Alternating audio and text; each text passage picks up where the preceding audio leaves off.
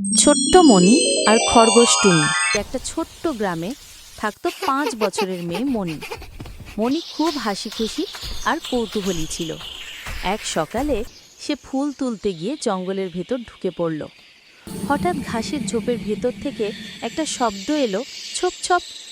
মণি চমকে উঠে দেখল এক ছোট্ট সাদা খরগোশ তার দিকে তাকিয়ে আছে। খরগোশটার এক পা কাটায় লেগে গেছে। মণি তাড়াতাড়ি তার রুমাল দিয়ে ব্যান্ডেজ করে দিল। খরগোশটা কৃতজ্ঞ চোখে বলল, ধন্যবাদ, আমি টুনি। এরপর থেকে মণি আর টুনির দুজনের মধ্যে বন্ধুত্ব গড়ে উঠল। তারা প্রতিদিন জঙ্গলে খেলত, মণি ফুল তুলত, টুনি গাজর খুঁজত। কখনো তারা পাখিদের গান শুনত, কখনো ঝর্ণার ধারে দৌড় দিত। একদিন টুনি মণিকে বলল, তুমি আমার সেরা বন্ধু। মণি হেসে বলল, তুমিও আমার।